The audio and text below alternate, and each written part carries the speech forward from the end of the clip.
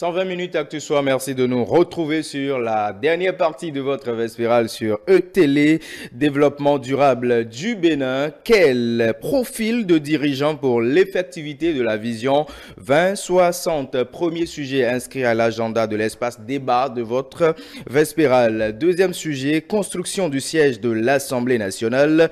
Patrice Talon s'inquiète du niveau d'évolution des travaux. Il faut rappeler qu'au mois de juillet, le Bénin s'est doté la loi 2025-16 du 10 juillet 2025 et cette loi porte vision nationale de développement à l'horizon 60 en République du Bénin. C'est vrai qu'il faut se doter d'une boussole, mais il faut des hommes pour exécuter les grandes orientations, pour mener à exécution les grands piliers de cette loi. Aujourd'hui, il est normal qu'on s'interroge sur le profil de dirigeant qui devra mettre en exécution cette loi qui permet au Bénin de continuer dans son élan de développement. Deux acteurs politiques, pas des moindres, avec moi pour aborder les deux sujets. Fadel Kabassi, bonsoir. Bonsoir.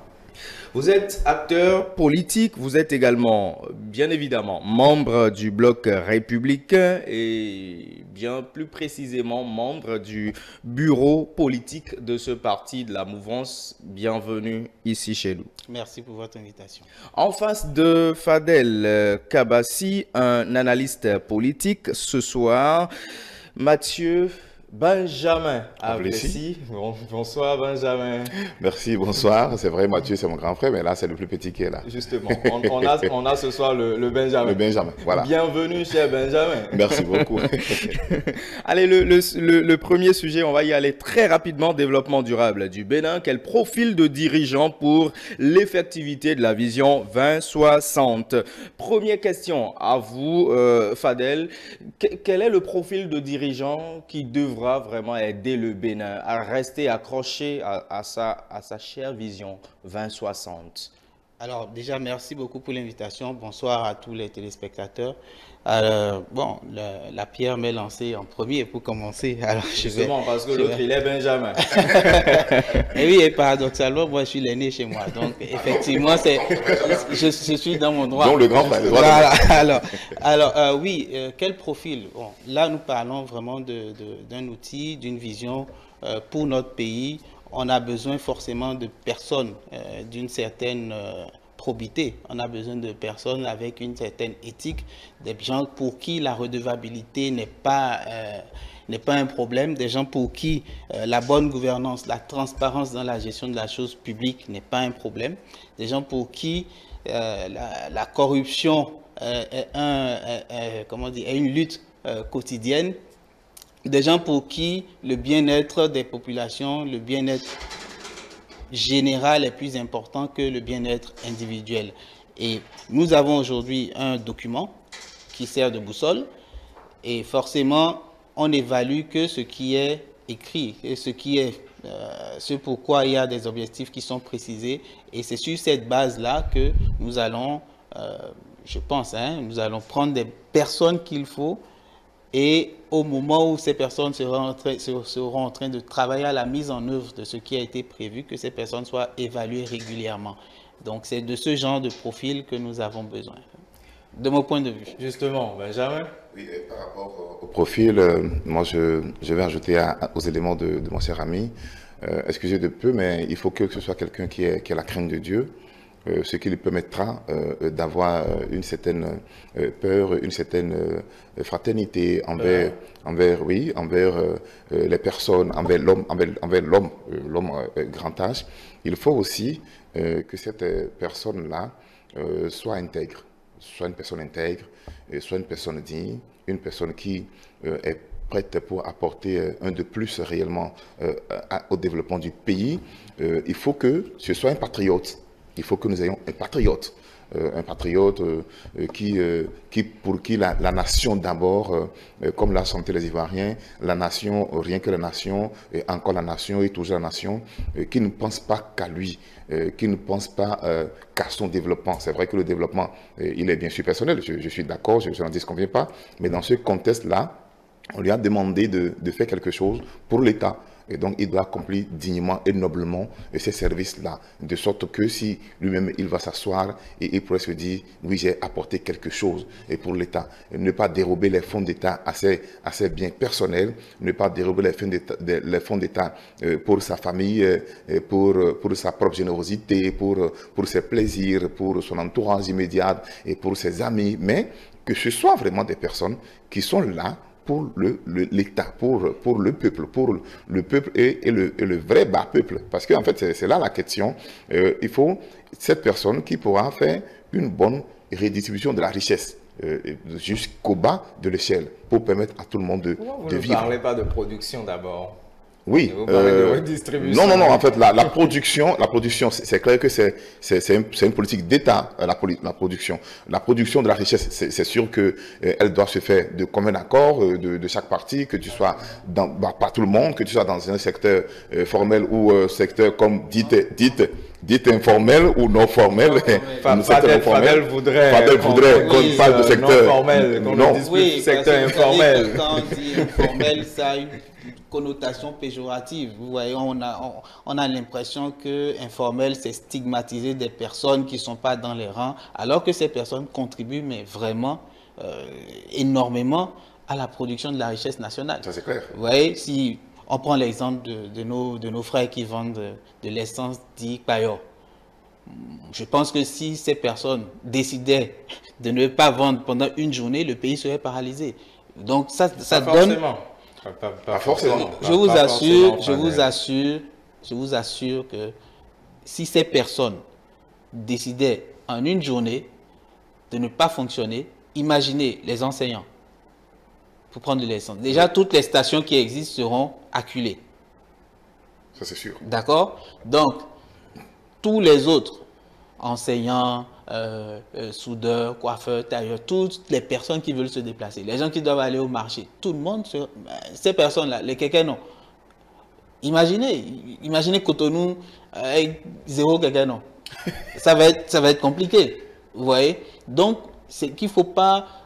je ne dis pas que être dans le non formel, c'est la bonne chose. Non, je ne dis pas ça. Vous n'idéalisez pas. Non, je dis juste qu'il ne faut pas les stigmatiser négativement. Il faut comprendre ce que ces personnes-là font et trouver une manière de les formaliser. La formalisation, c'est quoi? C'est avoir une existence juridique, dire que, bon, il y a un registre de commerce, il y a un IFU. Je suis vis-à-vis légal en face de Exactement. la fiscalité. Bon, même là, tous ceux qui sont formels ne sont pas à jour fiscalement.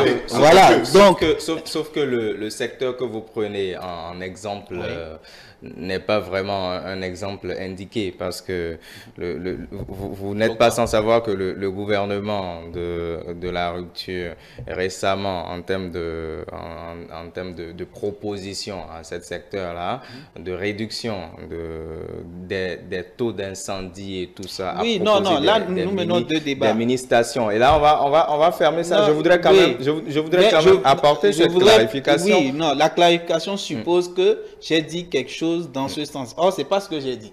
J'ai dit qu'il ne faut pas stigmatiser ces personnes. Et on ne les stigmatise pas. Oui, un peu quand même. Et qui le fait? Bon, généralement, quand on dit informel, on dit vous êtes dans l'informel. C'est comme si vous étiez des sous-hommes de la République ou une sous-catégorie de la République, alors que voilà, dites ok, vous êtes dans le non formel, on vous encourage à vous formaliser. Ça vous va mieux. Oui, ça vous va mieux. Voilà. On comprend, hein, on comprend. Et puis la question, comprend un financier. La question des incendies, bon, vous savez, vous voudriez bien accepter, hein, vous voudriez bien accepter qu'on fasse peut-être le débat après. Quel que soit le secteur, il y a toujours de risques. Exactement, voilà. Exactement. Voilà.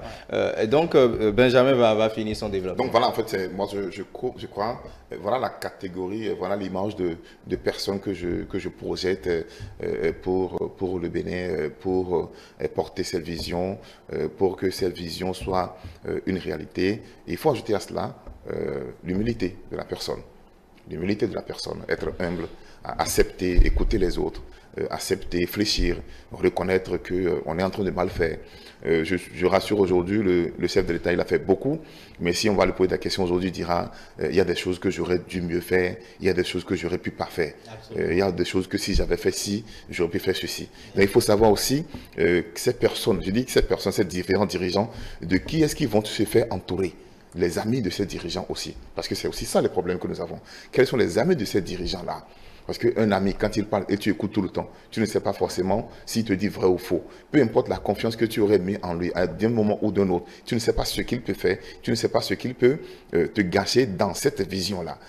Donc, nous devons dépasser la passion et cette passion de politique, cette forme de politique qu'on a au Bénin pour dire nous voulons faire du développement. Et pour faire ce développement-là, pour accomplir ce développement-là, nous avons besoin d'une carrure donnée, nous avons besoin d'une personnalité donnée que nous devons forcément avoir pour dire oui, nous sommes prêts pour. Des personnes qui pourront de gré démissionner s'ils savent qu'ils n'ont pas atteint les objectifs qu'on leur a confiés. Des personnes qui veulent démissionner. Ils ne vont pas attendre qu'on leur dise, bon, démissionne, ou ils vont... La démocratie. Ils vont...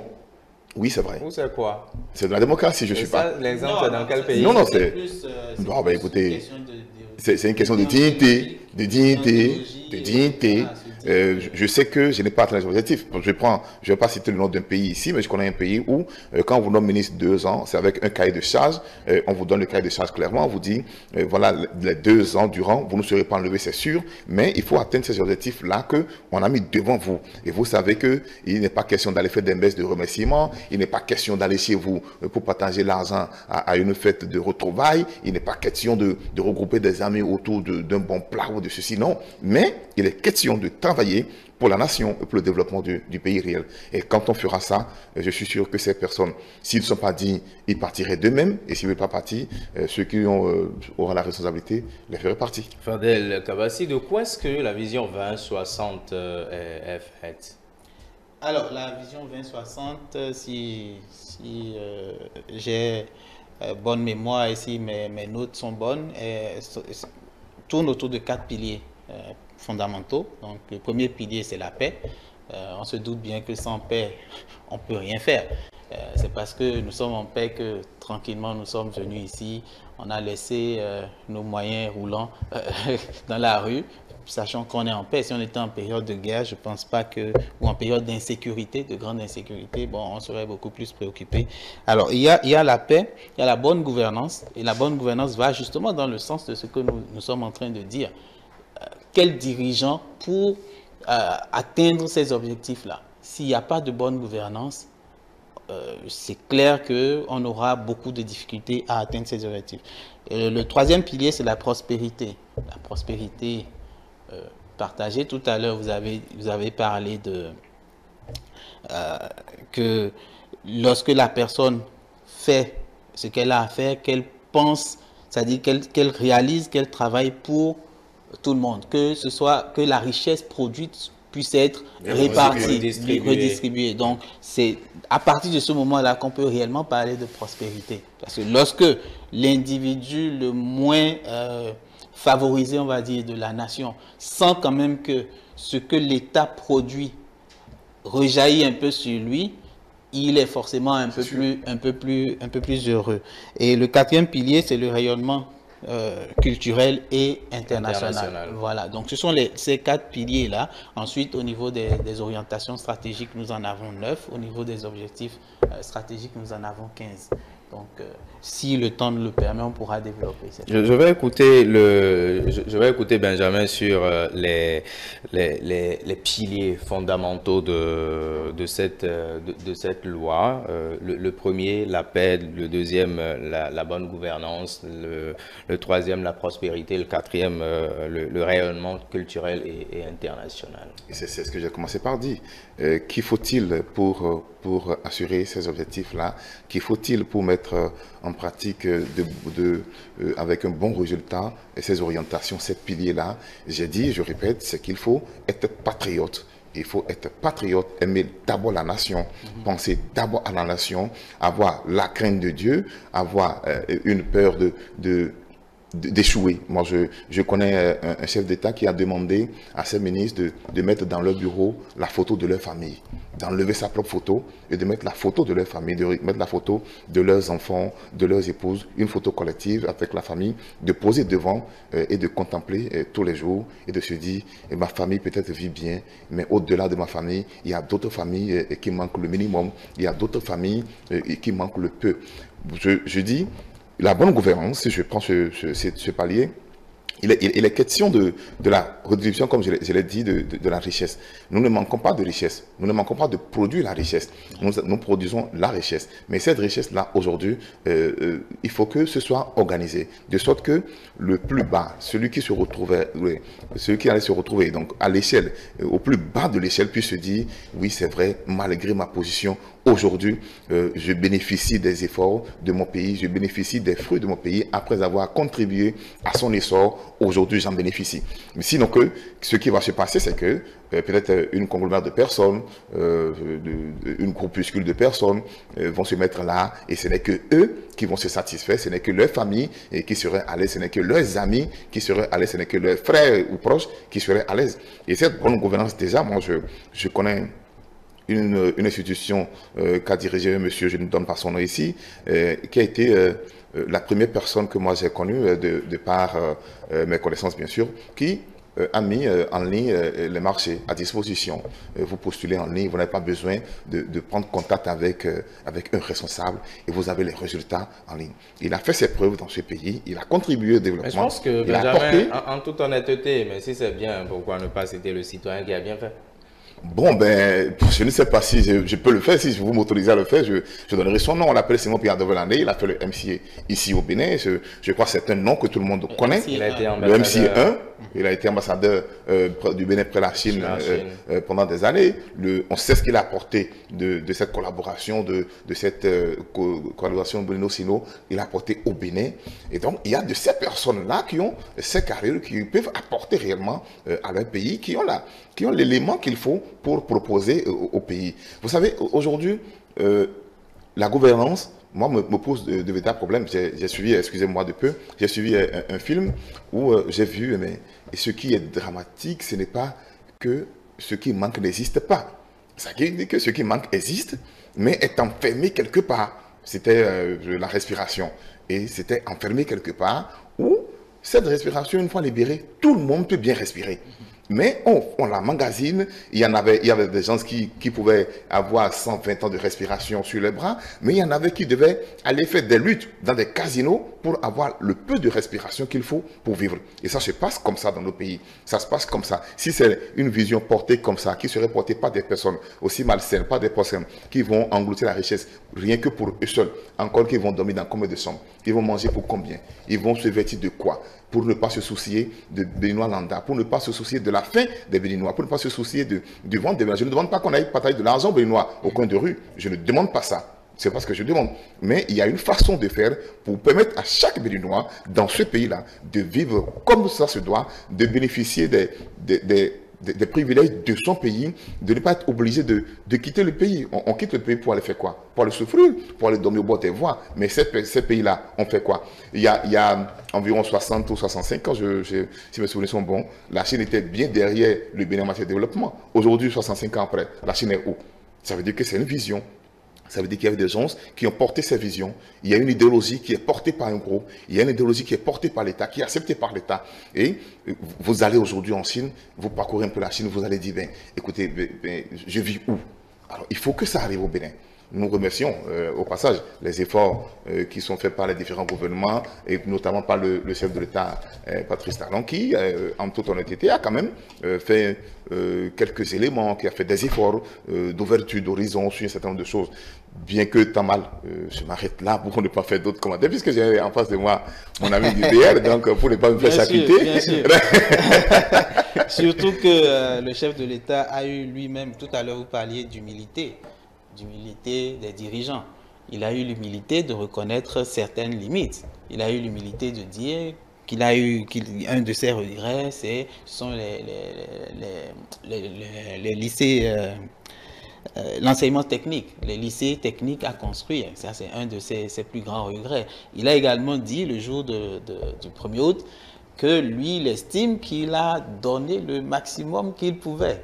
Et ça, et qu'il attend maintenant que le prochain, la personne qui va le remplacer, fasse beaucoup mieux, aille plus loin.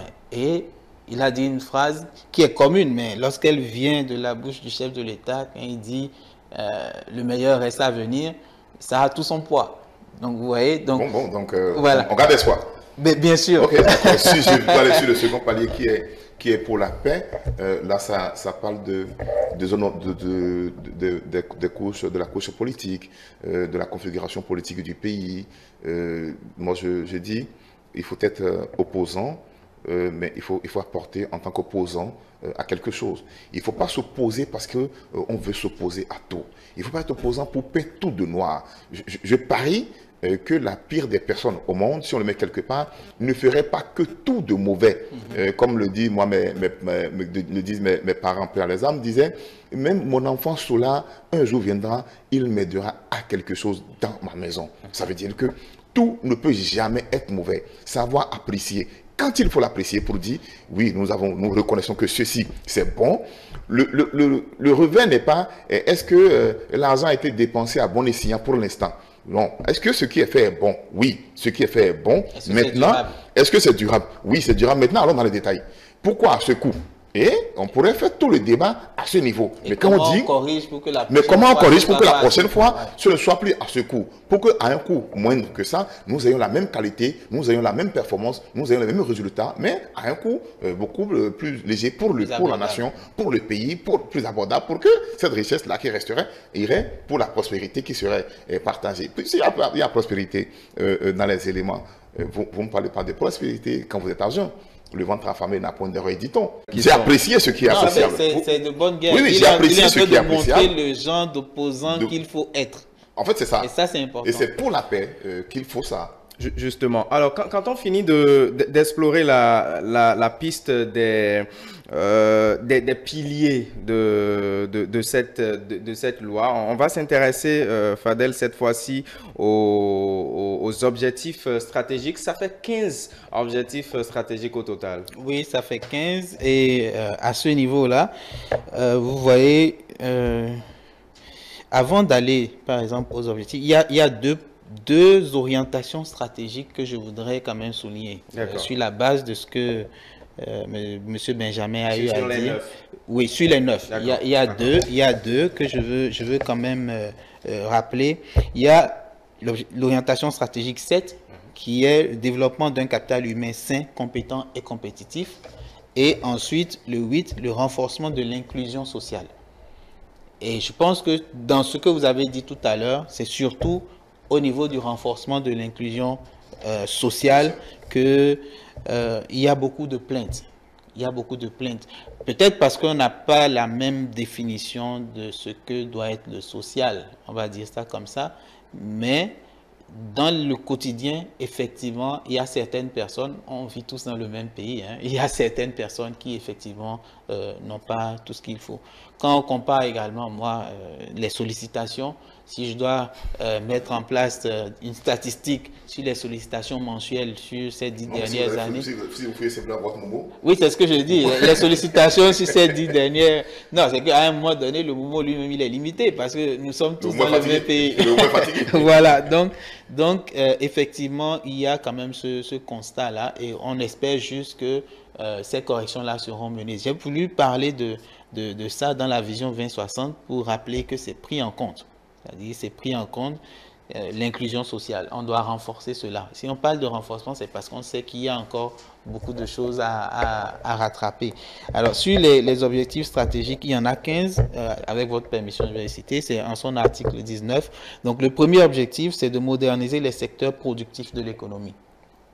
Nous avons un secteur, des secteurs productifs qui ne sont pas nécessairement encore à leur niveau optimal de performance. Il y a beaucoup de choses à faire. L'industrialisation qui part justement le développement de la disponibilité de l'énergie électrique pour permettre à ces industries-là justement de fonctionner. Voilà. Aujourd'hui, bon, pour moi, l'eau est source de vie, mais l'énergie est source de richesse. Parce que sans énergie, on ne peut pas fonctionner. Même la coiffeuse. Exactement. Donc, ce n'est vraiment pas un luxe. Et quand vous sortez vous sortez un peu des villes, vous voyez que la question d'énergie est fondamentale. Même avant de sortir des villes, à l'intérieur des villes, il y a des zones qui sont... exactement. Donc, on n'a plus le sentiment qu'on est en ville parfois. Et donc... c'est le premier objectif, donc moderniser les secteurs productifs, de renforcer la résilience des systèmes socio-économiques et environnementaux face au choc.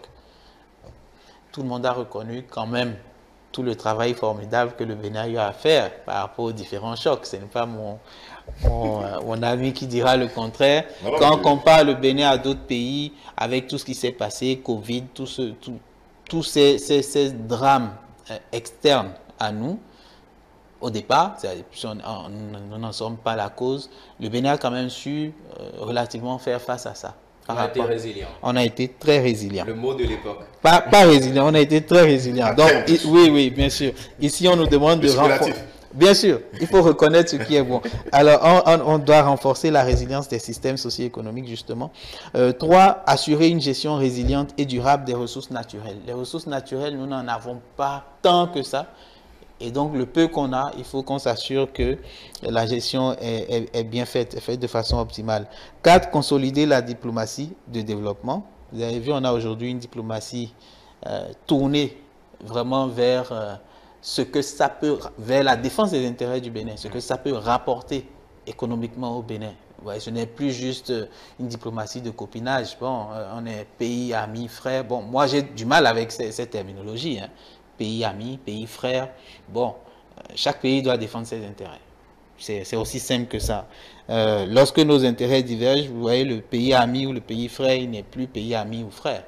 Bon, il y a des exemples actuellement en cours. Je ne vais pas trop parler de ça, mais le plus important, c'est que nous sommes béninois et tout dirigeant son rôle, quel que soit son niveau, que ce soit du niveau du conseiller local, de l'élu local jusqu'au maire ou au député ou au ministre, au président, leur objectif, leur rôle, leur devoir, c'est de défendre les intérêts du Bénin.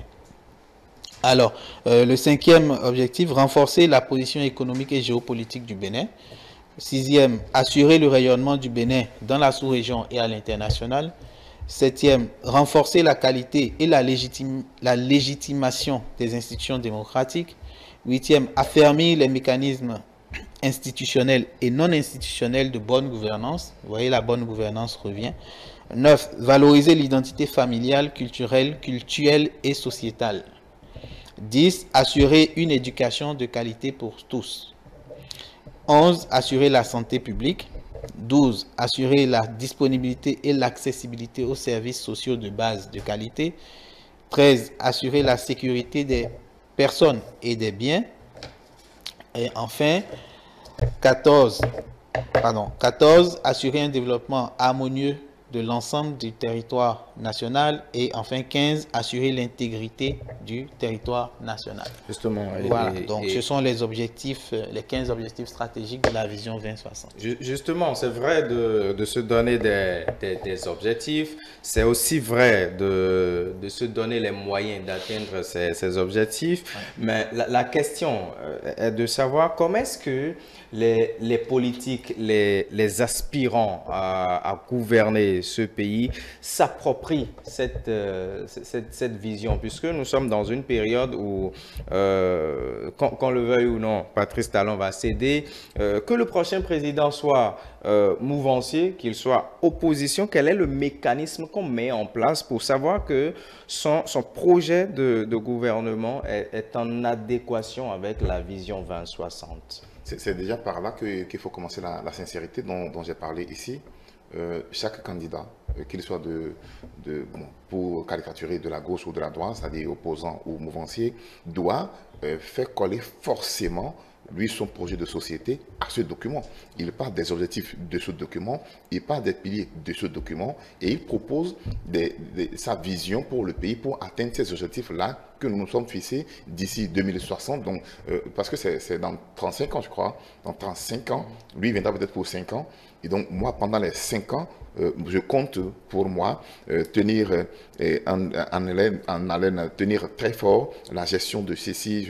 Je fais de cheville ouvrière la bonne gouvernance, je fais de la prospérité partagée un mot-clé et je fais des objectifs du développement, je fais des objectifs sur le plan sanitaire. Je dis, moi, je m'occupe par exemple de la santé. Non, je veux faire de la faim zéro. Moi, je veux éradiquer la pauvreté chez moi. Je veux clairement que nous passons les barres d'une économie donnée pour dire que nous sommes un pays véritablement indépendant, un pays qui peut regarder droit dans les yeux de tout le monde pour dire ce que nous voulons. Et nous n'irons pas commander, mais nous irons autour d'une même table pour négocier en tant que pays. Il y a peut-être de petits pays, mais il n'y a jamais de petits présidents, comme l'a dit Thomas Sankara. Nous irons nous asseoir et négocier en tant que chef d'État de notre pays pour dire voilà ce que nous voulons pour notre pays, voilà ce que nous voulons apporter pour notre pays. Donc ces personnes-là qui aspirent à être chef d'État doivent absolument, qu'ils soient de la mouvance ou de l'opposition, doivent absolument faire correspondre, tirer leur document projet de ces objectifs-là pour dire nous, on a pris les objectifs de 1 à 5, on a pris les objectifs non de 10 à 15 en tenant compte de leur appartenance politique, de leur vision personnelle pour dire nous voulons apporter des corrections dans tel ou tel domaine. Ces domaines-là que nous avons trouvés pendant les 10 ans passés ont été écorchés un peu, ont été quelque peu abandonnés, ont été pas vraiment soutenus. Les autres domaines qui ont déjà pris d'essor, nous ne les laissons pas tomber, nous accompagnons leur essor, mais ils deviennent plus priorité pour nous. Nous nous occupons d'autres domaines maintenant pour faire de ces domaines-là des porte-étendards du pays. Par rapport à ces éléments-là, il y a par exemple la part de la mécanisation du secteur agricole. Il y a aussi le port autonome sur le plan commercial et logistique qui apporte beaucoup au pays, qu'il faut savoir comment est-ce qu'il faut réorganiser ce port-là. Le MCI a fait son temps par l'accès aux services portuaires, qui a fait son temps, qui a apporté des corrections, qui a apporté des éléments réellement à ce port-là. Aujourd'hui, où est-ce que nous en sommes? Est-ce que nous avons toujours notre port qui apporte vraiment le nécessaire pour le pays? Est-ce que nous avons notre port qui continue d'être concurrent sur les zones? Est-ce que notre port continue d'être exploité? Sinon, qu'est-ce qu'on peut faire pour que tu sois ennemi ou ami ou pas, que tu exploites notre port, parce que tu sauras qu'il n'y a que ça qu'il y a de mieux dans la zone. En matière d'agriculture, quand on prend l'agriculture, c'est énorme. Il y a l'acajou, il y a le coton, il y a la zézelle aujourd'hui qui est là, qui fait de la transformation sur place. Mais il y a quand même que nous continuons d'importer des produits. Est-ce que ces importations rapportent vraiment au pays? Est-ce que ces importations contribuent vraiment au développement du pays? Alors, à quel prix est-ce qu'il faut acheter ces matières-là, ces produits-là chez les agriculteurs pour leur permettre de vivre de leurs produits, pour leur permettre de vivre de leurs efforts? Celui qui veut un hectare de terre, les terres qui sont emmagasinées, si on lui permet d'avoir un hectare qu'on peut sécuriser et avec la sécurisation foncière et qu'il a la terre disponible et qu'il peut travailler, je crois qu'il va apporter aussi au pays. Donc, c'est des éléments qui doivent intégrer dans leurs documents pour nous dire ce qu'ils veulent faire réellement. Justement, merci. Vous êtes en train de prendre en considération l'aspect de modernisation, l'aspect de la modernisation des secteurs productifs de l'économie. Allez, la dernière question sur ce sujet, je vais l'adresser à Fadel. Est-ce que le système partisan n'est pas un gain pour la vision 2060, en ce sens que les partis politiques désignent désormais les dirigeants? Est-ce que les partis politiques ne vont pas s'approprier la vision et tailler les visions de leurs candidats sur la vision 2060? Oui, forcément. Déjà, je réponds tout de suite. Oui, il y a eu beaucoup d'améliorations puisque quand on veut évaluer, on évalue en fonction des objectifs de départ.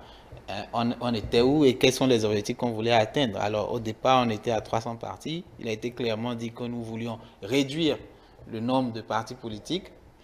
Est-ce que cet objectif a été atteint? La réponse est oui. Sur l'importance des partis politiques dans les choix des décideurs, on a dit qu'il faut que, à la plus haute fonction de l'État, que les partis politiques soient à la manœuvre.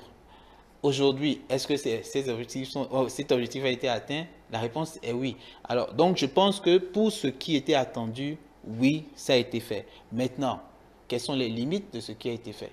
Comment est-ce qu'on peut aller plus loin? Comment est-ce qu'on peut améliorer? Justement, avant ces limites, on en était là quand la vision 2060 est arrivée. Bien sûr. Et forcément, vous voyez, si les partis ont aujourd'hui la responsabilité, enfin la plus grande responsabilité pour décider au moins de qui va diriger le pays, c'est que ces partis ont également l'obligation de s'imprégner, d'intégrer, de s'approprier de ces visions-là. Et à l'intérieur des partis, on a quoi? On a les députés, on a les maires, et les lois, ce sont les députés. Donc, forcément, les partis devraient s'imprégner encore plus, c'est-à-dire les membres, enfin les militants, peut-être pas n'importe quel militant, mais les responsables des partis devraient avoir cette responsabilité-là de s'approprier pour que, au moment où il faut décliner une vision, puisque tout parti aspire à diriger l'État. Donc, au moment où il faut décliner leur vision de la chose, que cette vision-là s'appuie, leur projet de société s'appuie sur la vision 2060. En tout cas, maintenant, peut-être qu'en 2055, en 2055, on aura vision 2000. Enfin, non, comme 2000, ça a été, 2100. Comme ça a été à la fin 2025. Exactement. Donc, je pense que ce travail sera fait, c'est progressif. Ce travail sera fait à l'intérieur des partis. Aujourd'hui, avant, je ne sais pas, je ne sais pas s'il y avait des commissions techniques dans des partis, mais moi, je sais que dans mon parti politique, au niveau du BR, nous avons des commissions techniques qui réfléchissent et qui s'imprègnent de toutes ces choses-là. Vous voyez? Donc, il y a déjà un travail formidable qui est fait. Heureusement, vous avez tout fait de désigner Talata comme colistière. Est-ce que Talata, vous avez eu l'occasion de lui rappeler que désormais, on a la vision 2060 sur non, on n'a pas besoin de lui rappeler laquelle tous les candidats doivent s'aligner pour le développement de notre pays, le Bénin. On parle parle quand même de la vice-présidente de la République, ancienne députée, ancienne première vice-présidente de l'Assemblée nationale. Ce n'est pas à nous de lui apprendre que voilà, vision. Mais ça, c'est le rôle du parti. Non, le rôle. Non, mais moi, je crois, je ne t'arrête pas la parole, mais je crois que les partis politiques ont mieux à faire aujourd'hui, doivent aller au-delà de ce qui se faisait. Ce qui se faisait, ce n'est pas forcément le cadre du parti, ce n'est pas forcément, je ne sais pas, celui qui connaît dans le parti, mais c'est celui qui peut apporter le suffrage au parti qui était en vue. En date d'aujourd'hui, j'aurais souhaité que les partis politiques, puisque il y a vision 2060, et que les partis politiques intègrent vraiment ces visions et que les partis déjà à leur sein, les prochains maires qui seraient élus, que les partis les convoquent pour leur dire par rapport à la vision 2060, oui, tu n'es pas en train d'atteindre ton objectif dans ta localité, oui. Tu n'es pas en train de répondre à tel ou à tel chose ça dans va ta se localité. faire. La loi date du 10 juillet 2025. Nous sommes non, en septembre. Non, c'est trop tôt. Non, je ne dis pas que c'est trop tôt, mais ce qui est sûr, ça va se faire. D'accord? C'est sûr. Oui, la loi a été prise. Vous avez vu, il y a beaucoup de transformations au niveau des partis. Je fais confiance. Les partis aujourd'hui, ça n'a rien à voir avec les partis avant. Ouais, donc, encore que les partis, excusez-moi, je ne suis pas contre les partis politiques, et ça c'est clair, soyez tranquilles. Les partis aujourd'hui, vous savez, nous n'avons pas encore des partisans au Bénin. Nous avons des électeurs. Nous avons des gens qui vont voter.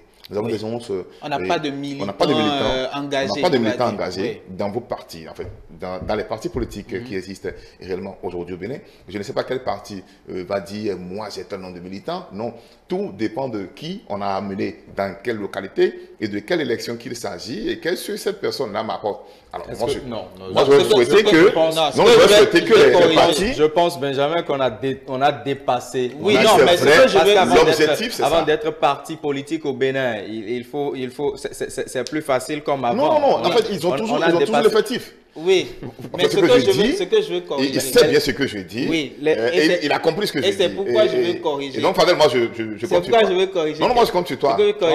On va l'écouter. On a des militants engagés, mais peut-être pas engagés pour la bonne raison. La bonne raison de tout parti politique, c'est l'idéologie.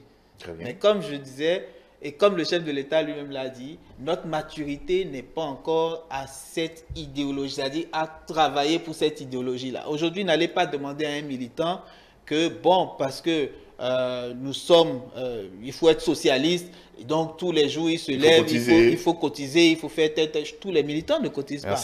Justement parce que il y a cette situation-là. Vous avez dit ventre affamé n'a point d'oreille. Donc c'est pas moi qui l'ai dit. On va pas. Non, c'est connu de tous. C'est connu de tous. Merci Fadel. Merci à vous deux, un politicien face à un analyste. Voilà justement ce que ça donne. Mais on est obligé de passer au deuxième sujet qui est relatif au nouveau siège de l'Assemblée nationale en construction. Le président de la République qui visite le chantier et qui va suivre qui va s'enquérir du niveau d'évolution des travaux. Quelle est la lecture que vous, politiciens, vous en faites? Politicien, d'accord. Donc, j'aime beaucoup ce titre. Et vous assumez? Bien sûr, bien sûr. Alors, vous savez, le Parlement, c'est ce que nous appelons le haut lieu de la politique. Donc, pour tout acteur politique, l'Assemblée nationale, c'est, on va dire, vous voyez, en termes d'élection, après le président de la République, c'est le député. Vous voyez?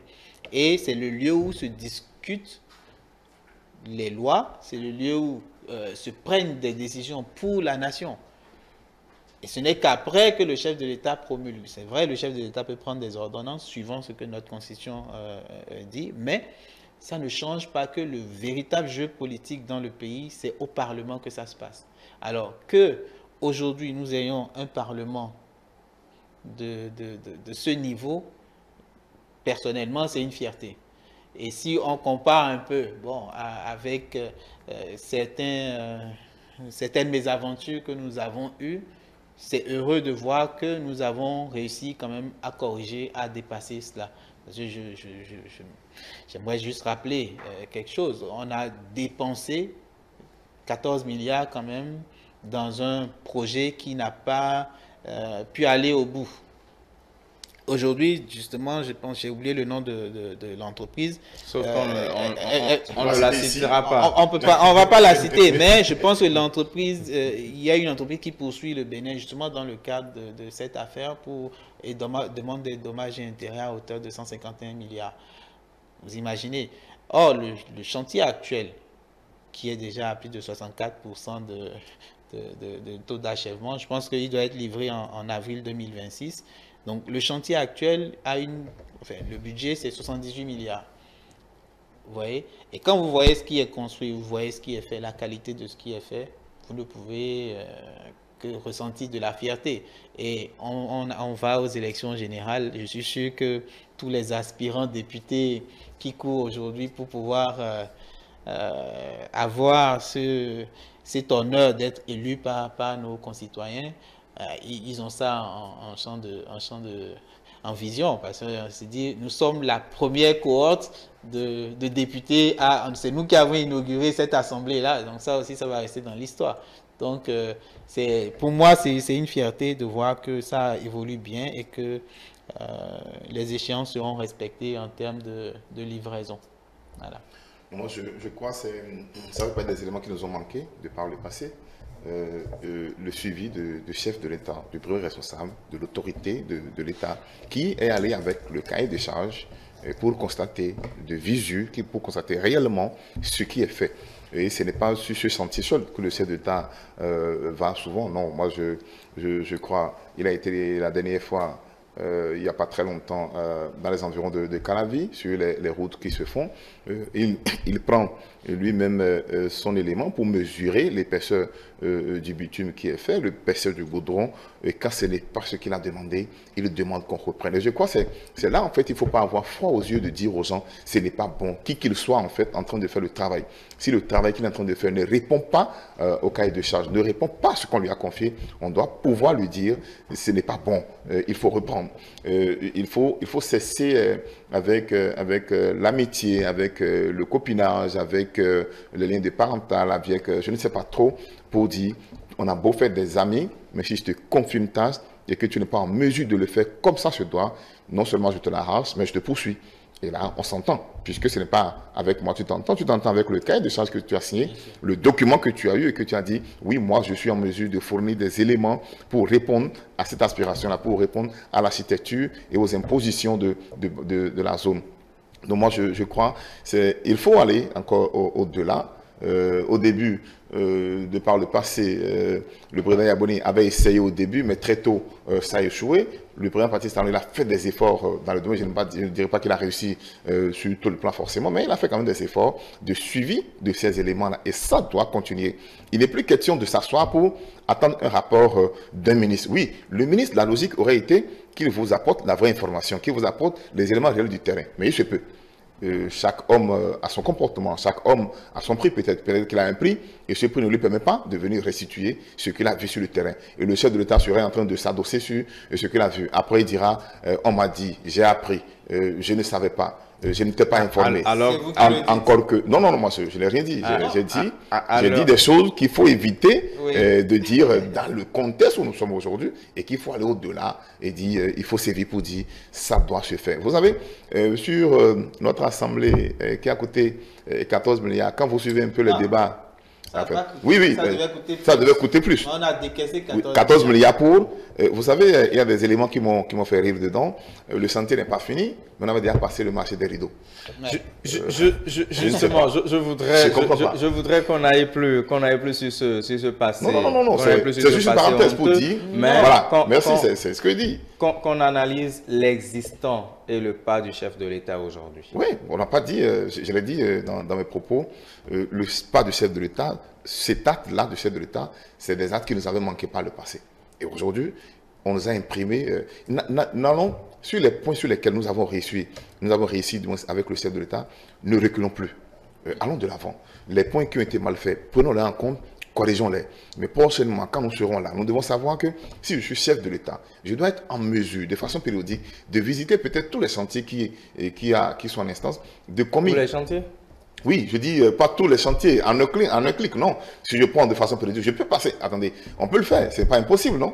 C'est pas impossible. Du nord au sud, c'est le Bénin. Et le Bénin, c'est combien de kilomètres? Ce n'est pas aussi grand pour ne pas dire, bon, je peux aller visiter. Mais déjà, si vous allez visiter un ou deux chantiers dans chaque zone, ça va faire et ça va créer une peur au niveau des autres pour dire, il peut venir à tout moment vérifier ce que je suis en train de faire. Mais est-ce qu'il faut et ça va amener les gens. Mais au-delà de ça, nous devons faire maintenant appel à la conscience de ces entrepreneurs ou de ces Béninois-là qui prennent ces travaux, qui n'achèvent pas et qui préfèrent garder l'argent pour nous faire des voies ou des constructions qui 2 jours, 3 mois après, ça s'écroule et puis c'est...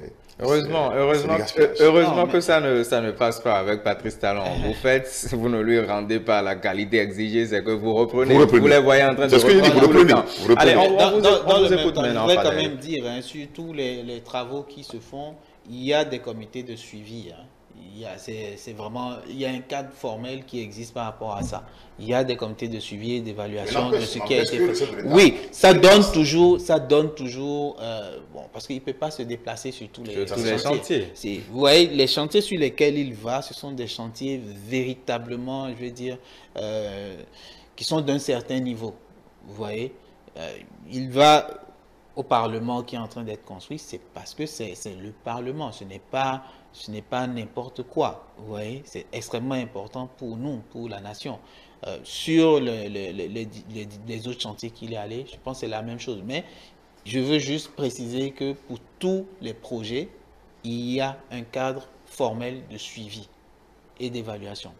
C'est ça qui fait encore appel aux qualités de dirigeants, au type de dirigeants qu'il faut pour cet objectif-là. Il faut qu'on ait des dirigeants sur qui on peut compter, des dirigeants de confiance, des dirigeants nobles, comme je l'ai dit, et quand ils disent oui, ce qui est fait, voilà ce qui est fait, et qu'on n'avait pas constaté que c'est faux. Mais quand vous êtes en plein chantier et le président de la République se déplace pour vous visiter, vous ne sentez pas de la motivation, Fadel? Oh, je ne sais pas pour les autres, mais oui, c'est sûr que bon, si on dépasse l'étape du stress, ça va se transformer en motivation. C'est vrai que l'arrivée tout de suite, ça peut légèrement stresser. Mais c'est quand même la plus haute autorité qui arrive. Et parfois, vous pouvez perdre confiance parce que sur ce que vous avez l'habitude de bien faire, peut-être sa seule présence fait que, bon, peut-être que vous avez mal fait, il va penser que c'est comme ça que vous allez toujours faire. Vous voyez? Donc, mais passer ce moment, cet instant de, on va dire, de stress positif, ça devient une motivation. On dit, ah, attention, ça veut dire que ce que je fais est quand même sous le regard de la plus haute autorité. Et ça donne une fierté de dire qu'on a participé à quelque chose. Vous voyez? Et donc, oui, c'est toujours très bien que la première autorité du pays aille vérifier quelque chose. Et pour le personnel, les gens qui travaillent, c'est toujours une occasion de dire également, quand on rentre, ah, mais... Le grand patron est arrivé, le chef de la... Ouais, je l'ai vu, il m'a salué. Vous voyez, c'est toujours important. Et demain, ça peut changer, hein? L'engouement au travail, l'entrain n'est plus forcément le même. Oui, ça va changer. Pour exemple, quand le chef de l'État allait lui-même demander aux camionneurs de déplacer les titans d'ici, les gens lui ont dit, puisque vous êtes venus, nous allons le faire d'ici demain. Exact. Puisque vous êtes venus, nous allons partir d'ici demain. Nous n'allons plus rester là parce que nous avions compris ce que vous nous avez expliqué. Parce qu'il y a aussi le langage qui est tenu quand on est allé vers les personnes. Il y a aussi le message qui est passé quand on est venu. Quand on n'est pas venu avec la brutalité, mais qu'on est venu expliquer aux gens. Nous vous demandons de quitter là pour le bien-être. Nous vous demandons de quitter là pour la vie. Nous vous demandons de faire ceci parce que nous avons besoin d'avoir tel résultat pour notre pays. Ça va forcément motiver les personnes là. Merci à chacun de vous. Merci pour votre disponibilité. Merci pour votre éclairage. 120 minutes Actu Soir. Ce numéro va se refermer. Merci à vous tous qui nous avez suivis à partir de 18 h. Ne zappez pas puisque nos programmes s'enchaînent. Bonsoir.